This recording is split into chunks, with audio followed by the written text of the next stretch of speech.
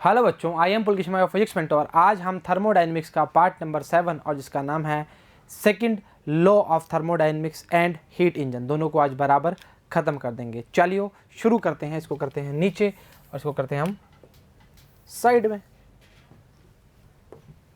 आइए मेरे साथ। Second law. अच्छा, जो पहला नियम था वो क्या था? Delta Q delta U plus delta W. इस लॉ को हम कंजर्वेशन ऑफ एनर्जी का नाम भी देते हैं। मतलब ये जो लॉ बेस्ड है कंजर्वेशन ऑफ एनर्जी पर बेस्ड है।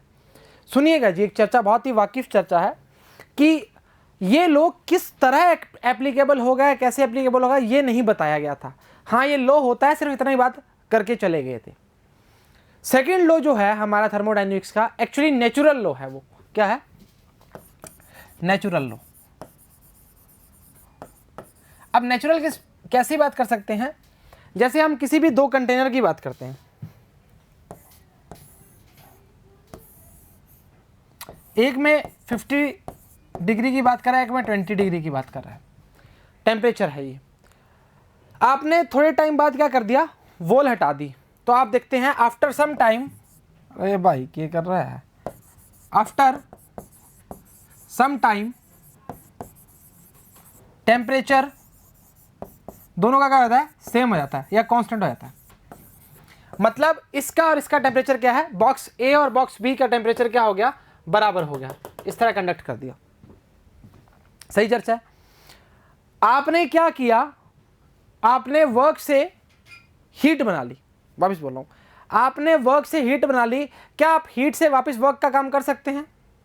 चर्चा को सुनना जी। सेकेंड लॉ का बेसिक मीन जो है वो यही है। बेसिक मीन से मतलब क्या है? मैंने ये बोला कि जैसे आपने सेम एग्जांपल लेते हैं, आपने गैस के कुछ पार्टिकल लिए, गैस फर्स्ट और गैस सेकंड ली। ये कुछ गैस अलग है, ये कुछ गैस अलग है। वापस आपने बीच में डिवाइडर हटा दिया। क्या आप जो गैस मिली है वापस डिवाइडर लगाओगे, वो मॉलिक्यूल्स वापस अलग अलग हो जाएंगे क्या? पॉसिबल नहीं है। सही चर्चा है। मतलब हम क्या बोल रहे हैं? इसका रिवर्स पॉसिबल नहीं है। इसका रिवर्स पॉसिबल नहीं है। अब मेरे को बताओ, टेम्परेचर का हाई से लो पे जाना किसी ने लो बताया था क्या? या किसी ने दिखाया था क्या? नहीं, हमने तो देखा था। मतलब ये नेचर का ही चीज है, हाई टेम्परेचर से लो टेम्परेचर की ओर जाना। अरे यार गजब बात कर रहे हो यार, ये बात पता नहीं तुम्हें? पता ही है टेम्परेचर का फ्लो कैसे होता है, हाई टू लो की बात करना। ये नेचर की एक टेंडेंसी है, नेचर ने बनाई हुई है। सही चर्चा है। तो अगर आप ये बात बोलोगे कि हमने जैसे हाथ रब करना स्टार्ट किए, अब आपने वर्क किया, आपने वर्क से क्या करना? हीट बना दी, हाँ या ना? पर आपने वापस अगर हीट बना के आप वर्क वापस हिला सकते हो क्या इसको? हाथ को नहीं हिला सकते। आप आग जल रही है, आग से हाथ गर्म कर रहे हैं, आपके हाथ गर्म होने स्टार्ट हो गई है, तो अब वो आग जब जलेगी तो आप क्या वापस खुद चलने स्टार्ट हो जाएंगे क्या? नहीं। तो हम क्या बोलते हैं? ऑल वर्क्स या all work convert into heat, but heat can not convert work. मतलब आप काम कर हीट में उसको कन्वर्ट कर सकते हो, पर आप हीट से वर्क नहीं कर सकते इस लॉ के। अरे नॉर्मल से जाता है। ये एग्जांपल कितना बेस्ट एग्जांपल है। आप देखिए, किसी ऊपर से पानी फेंक रहे हो आप नीचे, लगातार पानी फेंक रहे हो किसी चीज़ पर, तो आप देखते हो कि पानी की वजह से वो चीज़ क्या होती है? हीटअप हो जाती है। सही है। अब वो हीट लेके वो पानी ऊपर जा सकता है क्या? नहीं जा सकता। यही कथन था और इसी से एक चर्चा हुई हीट इंजन की। हीट इंजन एक्चुअली आपस क्या बोलना चाह रहा है कि हम जितना भी काम करते हैं, जितनी भी टेम्परेचर की बात करते हैं, उससे हम क्या करते हैं? कुछ काम करते हैं और कुछ हीट रिजेक्ट होती है। मतलब अपने सारी हीट से, ऑल हीट से सारा काम नहीं ले सकते। कुछ काम या कुछ हीट क्या होती है? रिजेक्ट भी होती है। उसके लिए सोर्स और सिंक की बात करना ज़रूरी है, उसकी चर्चा करेंगे। पर इस चर्चा को बिल्कुल तरीके से अपना लेंगे। चलिए आ जाइए, पहला स्टेटमेंट है Kelvin Planck statement, second law के अलग अलग एक्सपेरिमेंटल आए और मैंने आपको तो आते ही बता दिया this is a natural law, सही है। चलो आ जाओ, it is impossible to construct an engine, अब वो हीट इंजन की बात करना चाहोगे तो चलेगा, कोई दिक्कत नहीं है, which will produce no effect other than extracting heat from a reservoir and performing an equivalent amount of work. मतलब हम ये बोलना चाह रहे हैं कुछ ना कुछ हीट का क्या होगा, रिजेक्शन होगा, तभी हमें काम मिलना स्टार्ट होगा। मतलब आप सारी हीट को वर्क में नहीं चेंज कर सकते। अगर आप चर्चा में करोगे तो आइडियल इंजन की बात करोगे जो हाइपोथेटिकल होता है, जिसको हम बोलते हैं कार्नोट इंजन, और हीट इंजन की बात करेंगे उसके लिए हम ये बात बोल सकते हैं अगर सिंक को आप हटा देते हो, ये this is a ideal condition. मतलब आपने अगर खाली जो हीट दी है उससे सिर्फ आप वर्क मांग रहे हो तो आपका काम नहीं चलेगा, कुछ हीट आपको रिजेक्शन में देनी पड़ेगी तभी आपका काम चलना स्टार्ट होगा जी, सही है। और एक साइक्लिक प्रोसेस है जी ये, चलो कोई बात नहीं। क्लॉसियस स्टेटमेंट क्या कहता है, अलग अलग experiment, it is impossible for a self acting machine, खुद के साथ, वो बोला unaided by any external agency to transfer heat from a body to another at higher temperature। मतलब वो कह रहा है कि अगर आपने यहाँ 50 लिया है तो यहाँ पे 20 लिया है तो यहाँ से यहाँ टेम्परेचर क्या होगा, ट्रांसफर होगा। वाकिफ हो, होना पड़ेगा, आसान चीज़ है, मुश्किल होता है खुद बोल देते, सही चीज़ है। चलो ठीक पता है, ये आपका सेकेंड लॉ था, नेचुरल लॉ है, जो आप चर्चाएं देखते हो आसपास की वही लॉ है। फर्स्ट लॉ बेस्ड था कंजर्वेशन ऑफ एनर्जी के ऊपर, जो हमने पूरी तरह से आपको समझाया हुआ है जी। आ गया जी हमारा हीट इंजन, यहीं पर काम कर लेंगे, 3 पार्ट हैं छोटे छोटे, उनको कवर करते हैं। और आगे बता दिया आपको मैंने, इस डायग्राम से देखिए, ये सोर्स है और ये है सिंक, ठीक है। होगा क्या, यहां से टेम्परेचर की वैल्यू T1 केल्विन की बात कर रहा है और ये T2 केल्विन की बात कर रहा है। सोर्स के पास इनफाइनाइट टाइप की एनर्जी होती है, बहुत एनर्जी होती है, ऐसा बोलते हैं, ठीक है। जैसे ही हीट जाना स्टार्ट किया, आपका यहाँ पे कुछ आप जो जिसमें चीज़ को आपको हीट के लिए चाहिए, इंजन की बात कर सकते हैं, वो आप यहाँ पे हीट को यूज़ करते हैं और आप यहाँ पे क्या कर लेते हैं, उससे काम ले लेते हैं। काम ले लिया, काम लेने के बावजूद जो Q2 जो हीट नीचे जा रही है वो क्या है, रिजेक्ट होके जा रही है, सही चर्चा है। तो मैंने क्या बोला कि हम अगर बोलें, देखो एक चीज़ हो सकती है, T1 हमेशा T2 से ग्रेटर देन रहेगा, ये तो वाकिफ है। टेम्परेचर T1 का क्या रहेगा, ज़्यादा रहेगा हमेशा। और अगर आप आइडियल कंडीशन बनाना चाह रहे हैं जिससे आप बोल रहे हो सारी हीट को वर्क में कन्वर्ट करना है, सारी हीट को वर्क में कन्वर्ट करना है, तो T2 की वैल्यू क्या हो जाएगी, 0 हो जाएगी। यहां पर सिंक हट जाएगा भाई, सिंक क्या हो जाएगा, हटा दो। अब ये कंडीशन कौन सी होगी, आइडियल होगी, नॉर्मल सी बात है। मतलब हम बोल सकते हैं 100% हम आइडियल की बात करेंगे, 100% हीट को वर्क में चेंज करना है, ये आइडियल कंडीशन है। चाहे कार्नोट की बात कर लो, चाहे हीट इंजन की बात कर लो, कुछ ना कुछ एनर्जी का रिजेक्शन होगा ही होगा, तभी हमें वो काम मिलेगा, नहीं तो नहीं मिलेगा। 3 पार्ट है, डिस्कस करते हैं, चर्चा करते हैं। बोला है heat engine is a device which converts heat into work की बात कर रहा है, हीट ली और वर्क में चेंज कर दी। 3 पार्ट्स ऑफ हीट इंजन क्या आएगा, पहला source at higher temperature, reservoir and temperature T1, मतलब T1 क्या है, ज्यादा है, पहले ही बता दिया। सेकंड है सिंक और low temperature, reservoir at temperature क्या है, T2 है, मतलब T2 का वैल्यू जो है वो T1 से क्या है, कम है। नॉर्मल सी बात है, अगर T1 के पास ज़्यादा वैल्यू है तभी तो काम करना स्टार्ट करेगा, और जो हीट रिजेक्ट होगी वो बहुत कम मात्रा में होगी, तभी वो जाएगी सिंक के अंदर। आप ऐसा बोल सकते हो कि जो एक्स्ट्रा रिजेक्शन होते हैं, हमारे बर्तन जो खराब हो जाते हैं तो किचन में सिंक में डाल देते हैं, मतलब वो खराब वाले बर्तन हैं, मतलब कहने का मतलब धोने वाले हैं, तो हमने जो हीट थी वो कहाँ डाल दी, सिंक के अंदर डाल दी,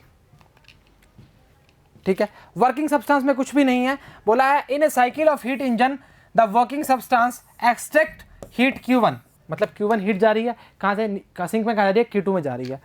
from source does some work क्या है, W, एंड रिजेक्ट क्या है, रिमेन हीट क्या है, Q2 की बात कर रहा है। पहले वाले का टेम्परेचर ज्यादा, सेकंड वाले का कम। इसके लिए एफिशिएंसी की बात करते हैं, आ जाओ। वर्क की बात करेगा, क्या आएगा, Q1 माइनस Q2। क्यों,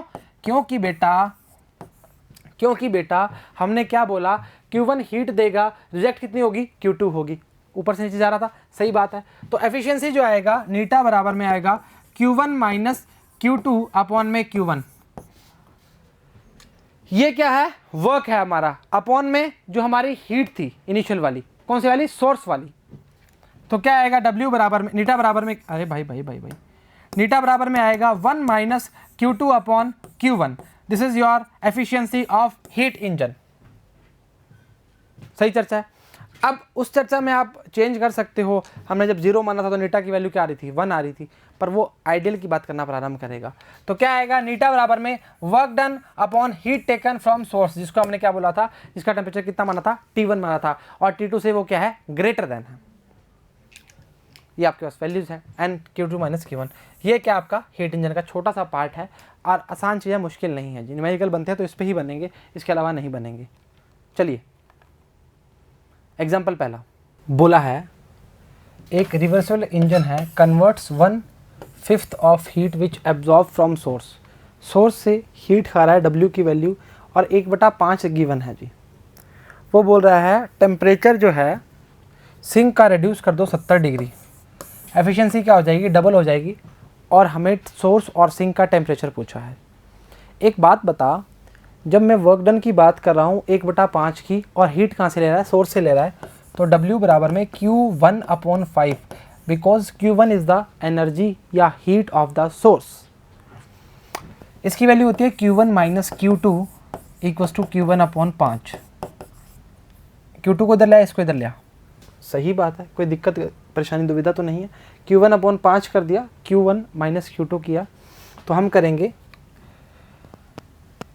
Q2 बराबर में माइनस का Q1 अपॉन 5 माइनस Q1, 5 में से 1 गया, क्या आएगा, 4 Q1। Q2 की वैल्यू क्या आ जाएगी, 5 में से 1 गया, कितना बचेगा, 4 Q1, वो भी माइनस का अपॉन 5, तो माइनस से माइनस कट जाएगा, तो Q2 अपॉन Q1 का वैल्यू आ जाएगा 4/5।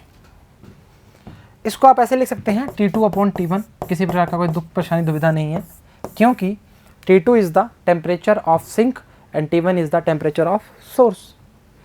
चलो ठीक बात है, यहाँ से एफिशिएंसी निकाल सकते हैं, नीटा बराबर में Q1 minus Q2, Q1 minus Q2 upon Q1, ऐसा लिख सकते हैं Q1 minus Q2 upon Q1। अरे बेटा, वर्क डन अपॉन सोर्स का जो हीट था, Q1 से Q1 कट जाएगा, तो 1 माइनस कितना आएगा, 4/5, मतलब 1/5 का आ जाएगा आपके पास, ईटा की वैल्यू आ जाएगी।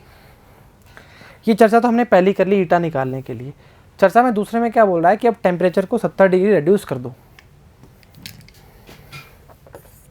तो हम बोलेंगे जब 70 डिग्री रिड्यूस करते हैं तो एफिशिएंसी जो होती है डबल हो जाती है, लिखा हुआ है साफ साफ, 1 minus T2 minus T1 upon T1, ये हमने कर दिया, ब्रैकेट लगाओ। सही चर्चा है। अरे टेम्परेचर 70 रिड्यूस करना है, T1 हो गया 70, तो 2 नीटा Q2 माइनस Q1 किया, 1 minus T2 minus 70 upon T1। अब T2 अपॉन T1 की वैल्यू तेरे को पता है 4/5, आजा, 2 नीटा बराबर में 1 माइनस 4/5 प्लस 70 अपॉन T1। परेशान हो रहा है क्या, क्यों हो रहा है ये बता पहले तो। माइनस अंदर भेजा और ये प्लस हो गया, T1 का T1 चला गया, T2 अपॉन T1 का वैल्यू रखा मैंने 4/5, 5 में से 1 गया, 2 इंटू नीटा की वैल्यू 1/5 बराबर में 4, 5 में से 1 गया 1/5 प्लस 70 अपॉन T1, कितना आएगा, 2/5 माइनस 1/5 बराबर 70 अपॉन T1, और ये आएगा 1/5 70 अपॉन T1, देन T1 आएगा 350। अगर T1 मिल गया तेरे को, मतलब सोर्स का वैल्यू मिल गया, तो यहाँ से आप T2 निकाल सकते हो। तो T2 क्या आएगा, T2 अपॉन 350 इंटू 4/5। अरे गजब बात कर रहा है यार, T2 अपॉन T1 क्या है, 4/5 ही तो है। अरे यार कैसी बात करी। T2 की वैल्यू क्या आएगी, 4 इंटू 350 अपॉन 5 7 है 35, 7 चौक 28, 280 केल्विन की बात करना प्रारंभ करेगा। क्वेश्चन उम्दा था जी। बोल रहा है एक रिवर्सिबल इंजन है, अपना 1/5 पार्ट सोर्स टेम्परेचर की बात कर रहे हैं T1 के लिए, वर्क के बराबर है, वर्क के बराबर है। वो बोल रहा है, या इनटू वर्क बोल सकते हैं, वो बोला टेम्परेचर को हमने सिंक का रिड्यूस कर दिया 70 और एफिशिएंसी होगी डबल। सही है कर, अरे टेम्परेचर एक जनरली इस बात सोच, टेम्परेचर तू कम कर रहा है उसका, तो सोर्स का टेम्परेचर क्या होगा, बढ़ जाएगा, तो हम जितना भी एनर्जी लेंगे काम में यूज़ करना स्टार्ट कर देंगे। ठीक है, उसके बाद कुछ भी नहीं बोला, टेम्परेचर्स पूछे थे, हमने छोटा मोटा करा काम और हमारी एफिशिएंसी कितनी आई 1/5। फिर हमने जो इसकी फॉर्म बोली थी रिड्यूस करने के लिए 1 - T2 - T1, T1 is the, उस टाइम हमने उल्टा कर दिया, रिड्यूस किया टेम्परेचर को, उस वैल्यूज़ के अकॉर्डिंग हमारा वैल्यू जो आया है वह है 350 और T2 का वैल्यू है 280। चेक करते हैं ये, अच्छा ये तो उसका है 1/5 वैल्यू निकाली है, सेम चर्चा करी है, T2/T1 का ही लिया है। अगर आप जाओगे थोड़े कारनोट तक जाओगे तब तक पूरा समझ आ जाएगा। और यहाँ भी बता दिया था आपको, यहाँ से टेम्परेचर क्या आ रहा था, T1 आ रहा था, और यहाँ से क्या जा रहा था, सिंक पे T2 जा रहा था। हीट क्या आ रही थी, Q1 थी, और यहाँ पे क्या थी, Q2 थी। वाकिफ हो, सेम चर्चा करी है, वैल्यूज़ निकाल के T2 की वैल्यू कितनी है 280 केल्विन, T1 की वैल्यू 350 केल्विन। उम्मीद करते हैं लेक्चर समझ आया, पसंद आया, बराबर देखा, बराबर उतारा और बराबर घर वालों की बात मान रही हो। तो आज के लिए इतना ही, सभी को all the very best and thank you very much.